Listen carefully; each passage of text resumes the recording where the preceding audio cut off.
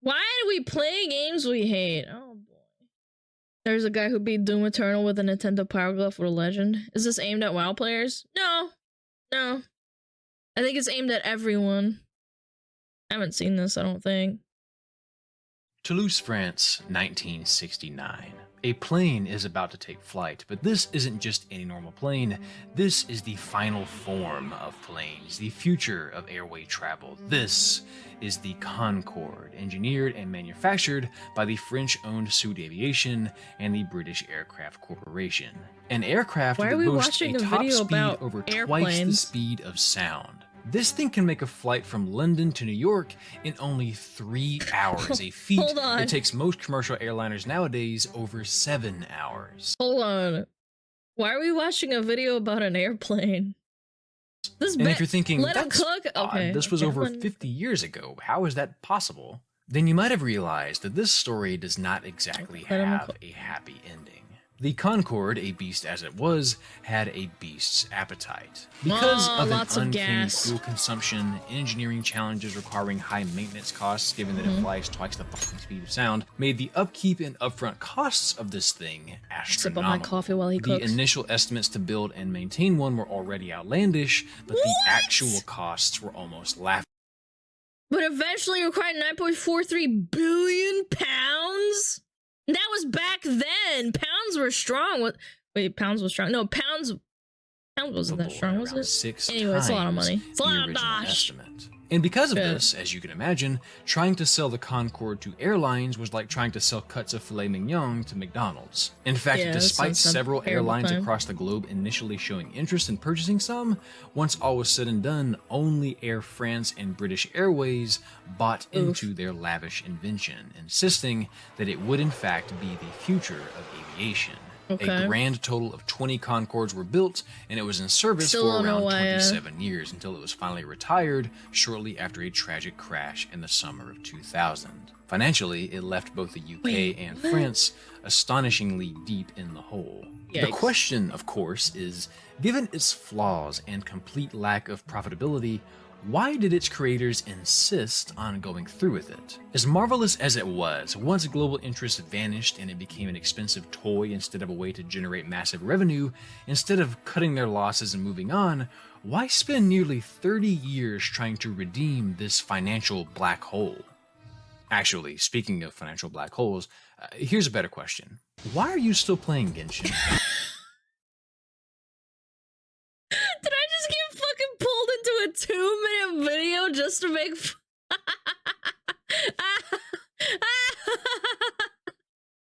That was good.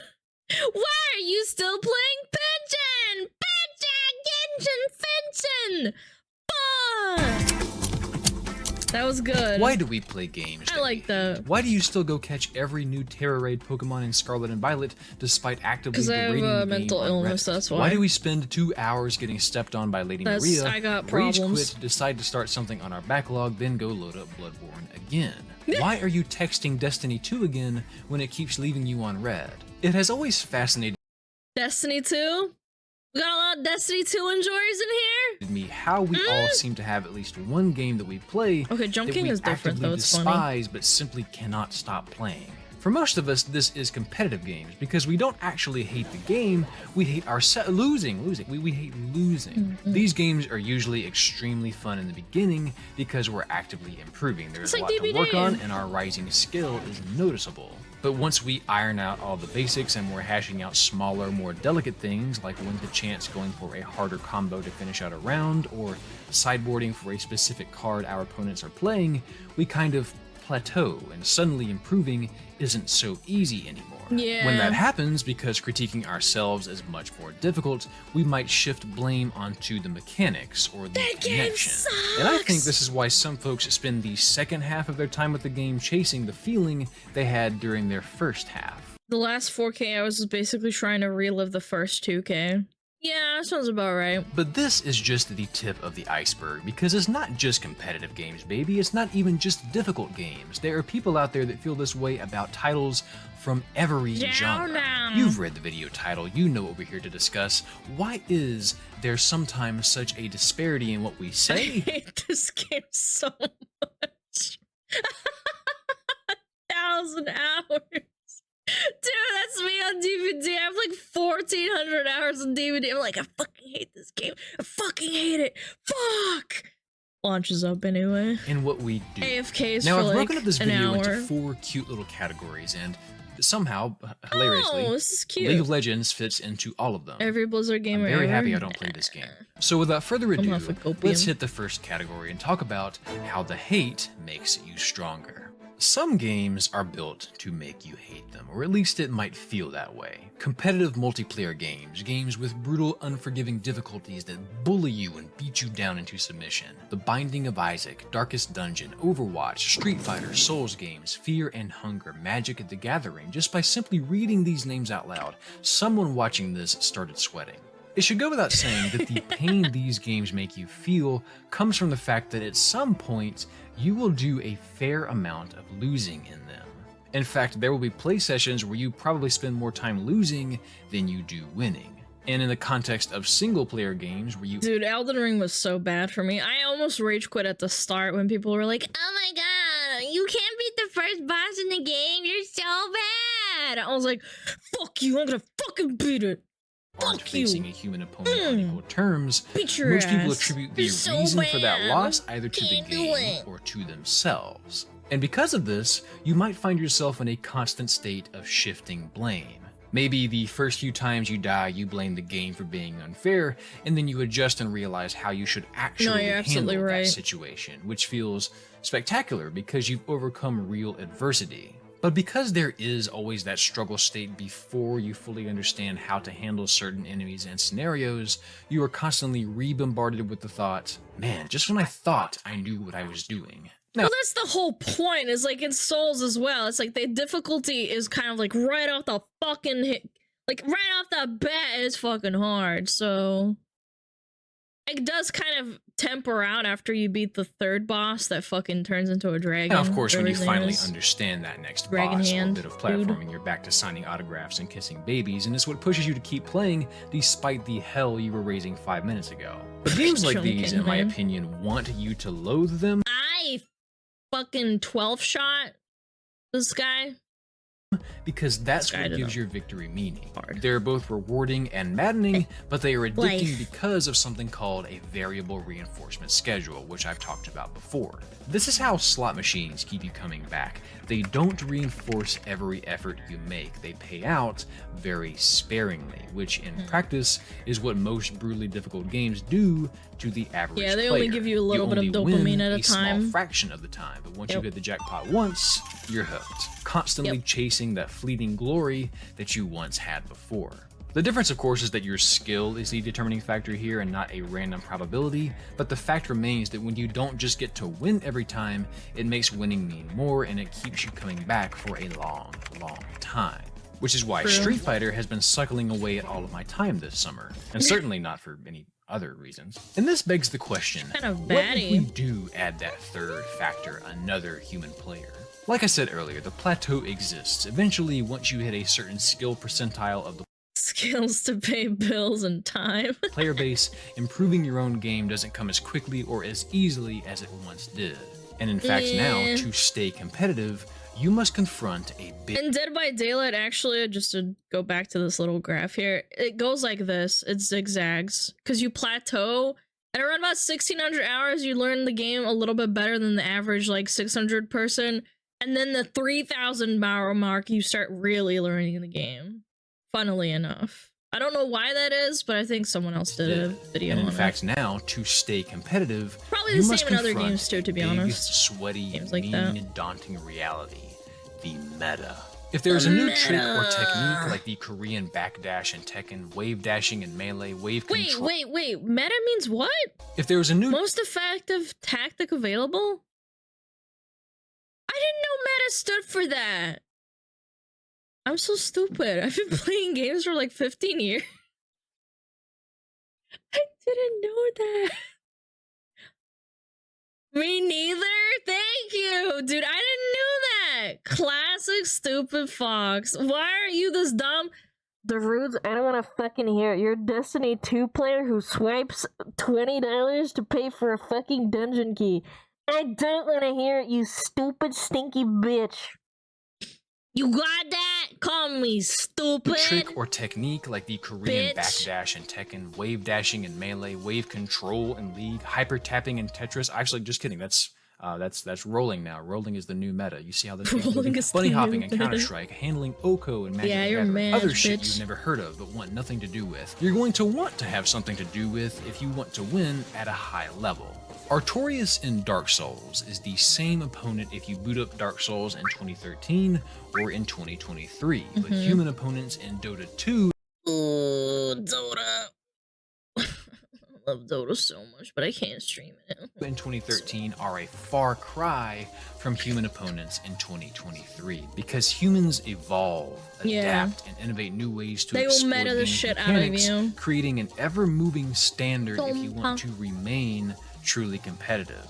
If you don't and you just want to enjoy playing with friends, that's wonderful. Please enjoy yourself. But I think another reason these games provoke so much outward contempt is because you can dump a ton of video games too focused on meta rather than enjoyment now. No, I think it's just how things evolved. Like with the internet coming out back in like the early days of like video games, you didn't have any information, and what you had was very sparse. Like, it's crazy to me that people are like, oh my god, the game is centered around the meta. It's like, no, it's just humans being humans, to be honest. You give them information, that's what you get. Of time into them, only to then blink and then realize how much work you still have to do to keep on winning. The metagame can leave you behind, and trying to keep up and learn all the new tech if you aren't a pro can be exhausting. The game you boot up tonight may only be an echo of what it was back when you first fell in love with it. You might spend 100 hours on a shooter, have a blast, take a break, and then spend another 300 trying to recapture the fun you had in the first 100. It's for this reason that I am very much a massive fan of the first year of a fighting game's release. That is when I have the most fun playing them. But eventually, I just have to hang out my boots because learning all the new tech and relearning my character's best buttons after balance patches is just too much to keep a firm grip on, for me at least. However, for many other folks who adore that game and can't keep up anymore, walking away might be a little less easy, especially since they've spent so much time with it. First week of fighting game and launch is the most fun. It's the same for an MMO, by the way, just so we're clear. I remember New World the first week, even though people kind of knew what they were doing already a little bit, it was still so fucking fun, man. No cap. Even expansions. And Souls games as well, because there's no guides or anything like that. I don't want to get good, I just want to have fun. True. In short, they are I just want to feel something. Into deep. The creators of the Concorde were also into dark fantasy. They had invested several years and exorbitant amounts of money to make this project take off, pun very much intended. And when they ultimately landed no buyers, they had two options: cut losses and move on, or double down and try to make this work. Ooh, you know how that story ends. Tactic. They fell victim to the sunk cost fallacy, which some of you I'm sure have been thinking about since the video started. In case you don't know what this is, the sunk cost fallacy is a little devil of an error that humans make. It's the tendency for people to stick with a course of action when in reality, giving up on it and accepting the current loss of time and resources would ultimately be best. It's quitting while you're ahead. I have 5k hours on WoW, was good ones, now I'm too old to keep up. Dude, I played the fuck out of Overwatch. I think I had like 1,000 hours in the first like season or 2 or 3. I can't remember, like this is me extrapolating, but I was super into the game. And then the game turned to shit, so I stopped playing, and then I tried to come back, and I couldn't do it anymore, man. It's too much. Head before things get ugly. It's driving to Target only for them to be out of Pro controllers, and then on a whim buying a new phone case and a soft pretzel since you already came all this way and spent the gas when you probably should have just saved your money. It's caving on your diet because you've already ruined it by having Popeyes for lunch. May as well go out again for dinner since the day is shot, right? It's continuing to play a game that you hate because at this point you've already sunk 100 hours into it. You've got to rank, rare gear, things you built, things you're proud of, things you're not proud of, but quitting now would mean it all goes to waste, right? I use the Concorde as an example because I think it illustrates just how deep-rooted this fallacy really is in our psyches. No matter how big or important a decision, even if it is a several billion-pound endeavor, I put nearly 2,000 hours into Dota. Hold on, I want to check something real quick. Library. How many hours? I have 1,700 hours in Dota. Humans are still fallible to the sunk cost fallacy, which means you are certainly at risk of falling for it when you're considering putting a game that you poured a ton of yourself into. And this is as true for competitive games as it is for really any game you can play. Whether you're chasing nostalgia with Pokemon and are trying really hard not to notice its quirks, or just aren't feeling FF16 for whatever reason, you're already 30 hours in. Can you just walk away now? You couldn't walk away from targets. What we don't like to do is admit that our effort has been wasted. This is what Darun sees every morning, man. And Tomix. It's often easier to just stick it out and see a game through to its end instead of putting it out of its misery. Even if it's an absolute drag and we still feel like we've wasted our time playing it when we finally do finish it. Now, there's something interesting that I came across when I was researching for this video. A lot of people explain that discrepancy between their disdain for a game and their strangely hefty playtime by saying that if you don't do that, tons of people will hit you with the, well, how can you say you hate it when you haven't even finished it? How can you? If they have too little playtime, people invalidate their criticisms when you don't play enough to know better. Dude, I find that so stupid. I mean, I understand, but at the same time, I think that's kind of stupid. Yeah. If it's a bad game from the first, like, 30 hours, like Starfield, people are just like, oh my god, you should have gotten to, like, hour 50, and that's where the game would have gotten better. It's like, dude. The classic One Piece argument. Hey! One Piece is good. Yeah. Copium.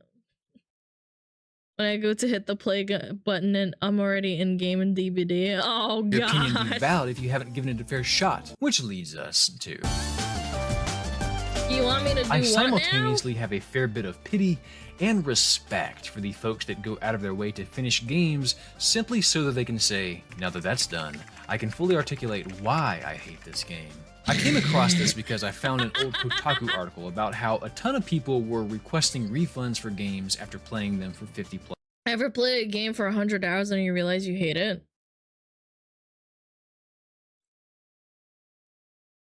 I'd have to really look at my Steam list. Which is like calling the waiter over to your table and asking for a refund on your empty plate because your steak dinner wasn't very good. Some of the comments are gold though. I had no clue people did this, but it made me realize that even Diablo if 4? I can No, I had to play that for stream, man. I'm going to vibe with the game, and in fact I often may be a little too quick to judge. A lot of people do genuinely feel like they can't fully decide how they feel about a title until they're sufficiently nose deep in the sauce. They need to wait and see if the story picks up. They need to know if the combat is surprisingly deep once you get to some of the bigger challenges. They need to discover if they find themselves thinking about the game when they're at work or at school. A lot of people may not know that they hate that game until hour 50, especially if it's a game or a series that other people are constantly in a hyped up frenzy about.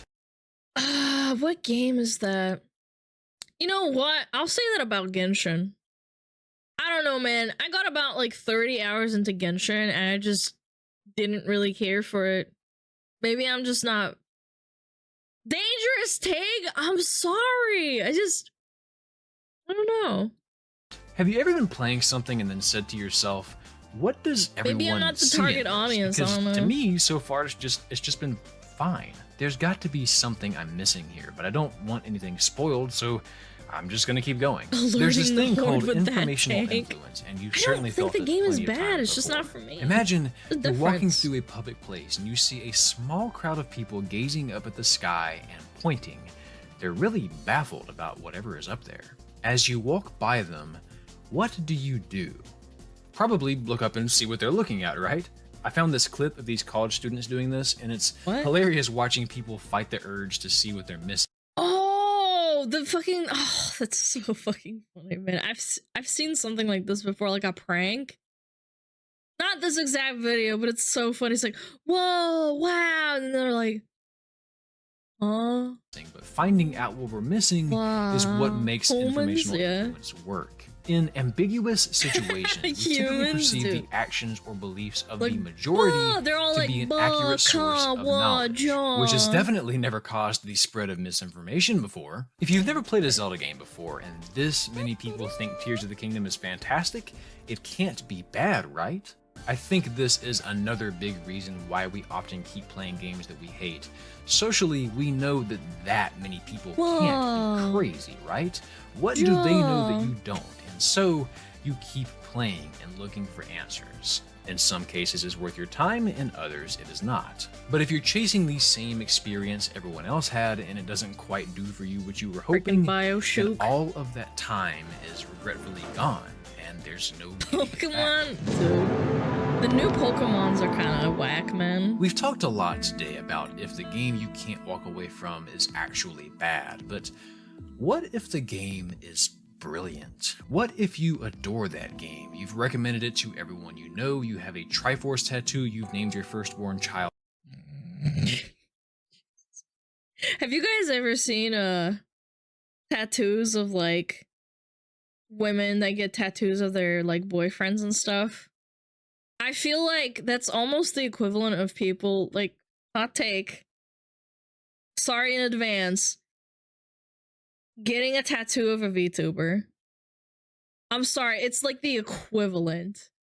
It's not even like a video game thing. Like, you can love a video game, kind of weird, like whatever, but if you get a tattoo of your girlfriend and then you break up, like, what if the VTuber does something that you don't like, and then you're done, you're stuck with it? Like, a game doesn't change. Like, if you really love, like, I don't fucking know, like Dark Souls, or you love Hollow Knight, like, you get a tattoo, that game stays the same. But a person can change, just like a VTuber. What if I want a Smugglana tattoo? Sorry, reason. I would have to tell you to go seek a psychologist. People got YouTuber tattoos because they got exposed, sweating hard right now. Yes, that's exactly what I mean. It's like there's a difference between getting a tattoo of like a car, a flower, like some artistic tattoo, and you know, and then you get like a tattoo of a person or like an idol. Don't meet your heroes. Exactly. Cornifer, and then one day, at least the games don't change, or at least the game that you tattooed, quote unquote. One day, you find Harry Potter yourself tattoos, irked it's the by same. how Like tedious your movies, ninth I playthrough guess, is. kind of. One day, you realize that you and this game are actually just original. Shut up. One of my favorite song lyrics of all time comes from an old Rupert Holmes song, Escape, the Pina Colada song. I was sometimes thinking of getting a tattoo of one of the factions from League. Please don't fucking do it. Don't do it. At least hide it somehow in a way where it's like, I don't know, man. Like, what if like Riot like crumbles and like they come out with like a horrible, like, I don't know, man. Do what you want. I'm just saying, I would worry about the reputation that precedes the game. Nox's emblem is so cool looking. I guess. You're right. It is cool, but I'm saying, like, what happens next, you know? Can't be worse than it is. No. Be like me, get anime tattoos. Hopefully your animes that you put on your body didn't turn to shit. Blah, blah, blah, blah. Horde and Alliance tattoos, dude, those ones are... Tired of my lady. We'd been together too long. Like a worn-out recording of a favorite song.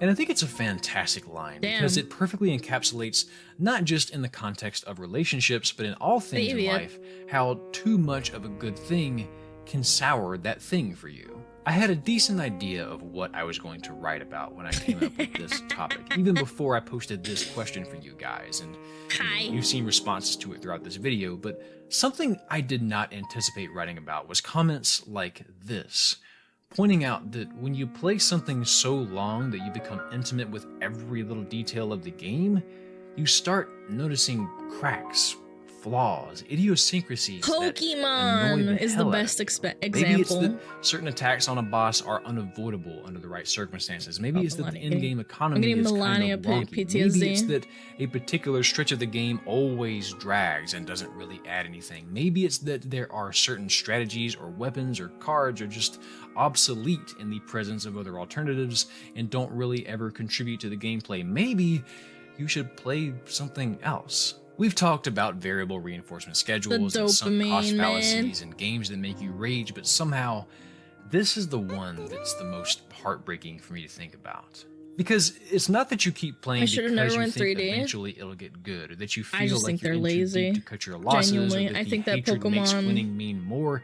It's not really hatred at all. It's just something beautiful, slowly wilting. It's the realization that something you love so deeply is flawed, and that you'll never get to have that magical first playthrough again. Is it better to leave the game once you're done and move on to something else so that you can remember it fondly, or to indulge yourself with the experience over and over until you're absolutely sick of it? Which I think weaves nicely into the last thing I want. Ты второй раз уже мне пишешь, чё, как ты?